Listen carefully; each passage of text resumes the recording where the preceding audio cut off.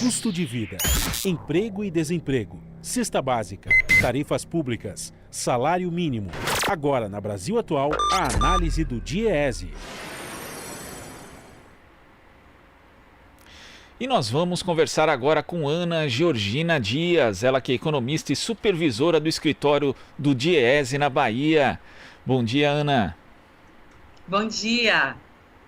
Ana, a gente sabe que com os impactos socioeconômicos da crise derivada da Covid-19, a gente tem aí segmentos da população que são mais atingidos. E aqui no Brasil, que já é um país desigual e que existe uma desigualdade racial, a população negra acaba sofrendo mais. Se a gente levar em conta aqui os dados do informativo Desigualdades Sociais por Cor ou Raça no Brasil, divulgados pelo IBGE em novembro de 2019, negros e pardos são a maioria entre os trabalhadores informais, também entre os desempregados e entre os subutilizados. Como é que você avalia os impactos para essa população dessa crise que é sanitária, mas também é política e socioeconômica, Ana?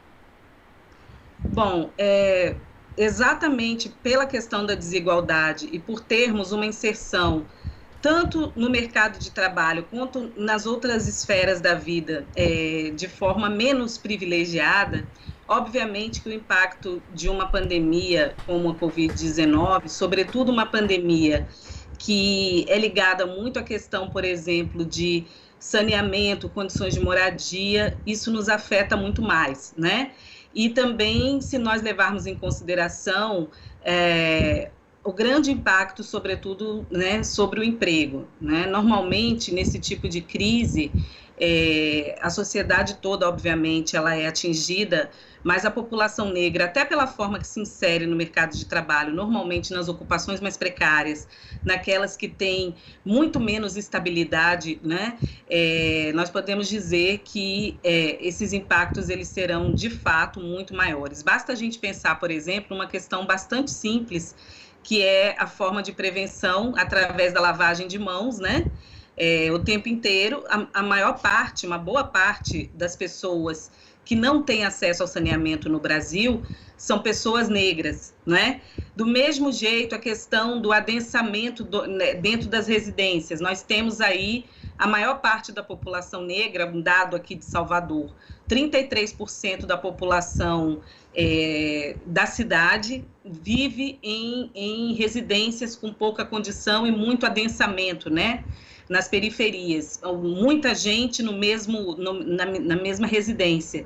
E na população negra, enquanto é 33% para a população total morando nessas condições, 36% da população negra de Salvador se enquadra nessa condição, ou seja, moram em domicílios com muita gente, né? Espaços muito pequenos, onde, por exemplo, o confinamento, né? Se uma pessoa adoecer, a separação entre as outras fica extremamente difícil. E tem essa questão justamente, né, Ana, do distanciamento social e a sobrevivência econômica. A gente sabe que boa parte da população tem dificuldade para acessar o auxílio emergencial, algumas pessoas não conseguiram, às vezes o auxílio não é suficiente e então elas têm que sair de casa, né? Acabam rompendo essa questão do isolamento social porque elas precisam, não porque elas queiram, mas elas precisam e acabam se arriscando também, não, Ana? Exatamente.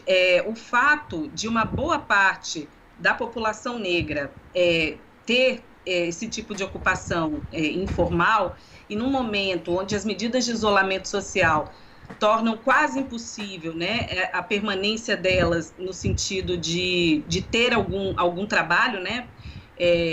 Então, a renda emergencial ela tem um papel fundamental, né? Fundamental tanto no seu valor quanto na sua duração. E, infelizmente, o que nós observamos é que, mesmo dentre os trabalhadores informais, há uma diferença de rendimento entre os trabalhadores negros e os não negros, né? E mesmo dentro da população negra, nós observamos que tem uma diferença substancial de rendimento. Então, o pardo, que teoricamente é o negro mais claro, ele ainda tem, assim, guardadas todas as proporções, uma situação um pouco melhor, tanto em relação a rendimento, quanto em relação à inserção na ocupação, do que o negro, né, o preto, a parte preta da população negra, que é o negro retinto. Então, nesse momento, como a informalidade ela é gigantesca no mercado de trabalho, e aí, obviamente, pela própria inserção menos privilegiada da população negra, isso faz com que muitos negros estejam nessa condição. A questão da renda é absolutamente importante e impactante para os negros. E quando a gente associa a questão, né, racial com a questão de gênero, isso se torna um pouco pior ainda. Quer dizer, as mulheres negras sofrem ainda mais dentro desse contexto de pandemia. Vide, por exemplo, a questão do trabalho doméstico, né, onde elas são a maioria e que hoje volta a ser mais precarizado do que era antes. Quer dizer, é um contexto também muito ruim para as mulheres negras.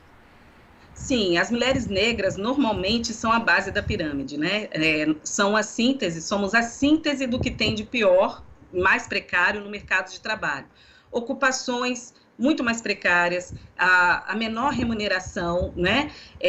A diferença de remuneração entre uma mulher branca, negra e um homem branco, muitas vezes a mulher recebe 56%, né, do que um homem branco, a mulher negra recebe 56% do que um homem branco recebe. Então, a mesma coisa em relação ao que estamos falando sobre o trabalho doméstico. O trabalho doméstico, a partir da PEC do trabalho doméstico, vinha conseguindo ter uma melhora em relação à formalização, né?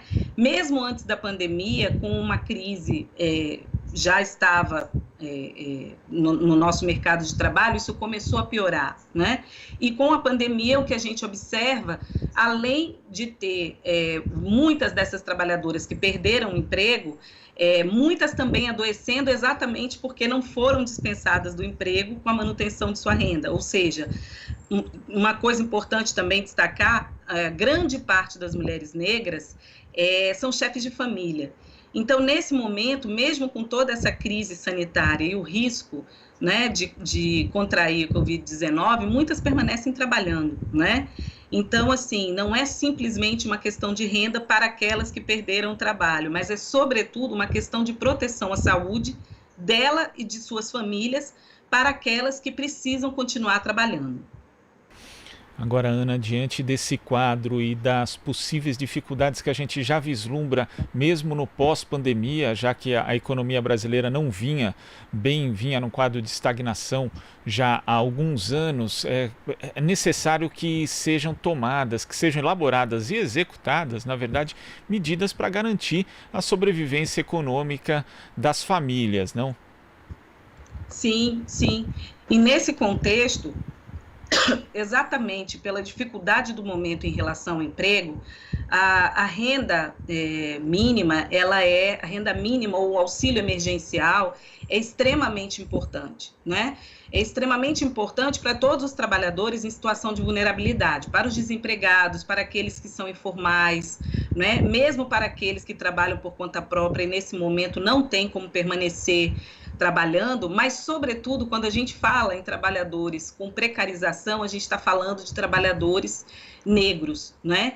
Então, nesse sentido, é extremamente importante essas medidas emergenciais para esse momento, mas, sobretudo, pensarmos políticas, né? E que existam políticas para que consiga-se exatamente reduzir essa distância entre brancos e negros, que ela é não só no mercado de trabalho, mas eu repito, é em tudo. Se nós observarmos, por exemplo, os espaços de poder, né, nós vamos verificar que, embora a população negra seja maioria, né, pelo menos maioria numérica no país, nós temos pouquíssimos representantes, seja no Congresso, seja nas assembleias legislativas, seja nas câmaras de vereadores.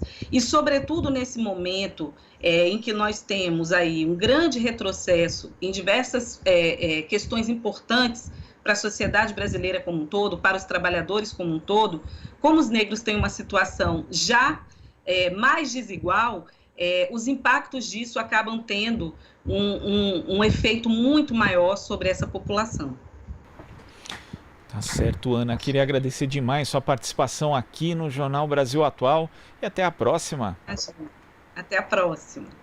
Conversamos aqui com a economista e supervisora do escritório do DIEESE na Bahia, Ana Georgina Dias.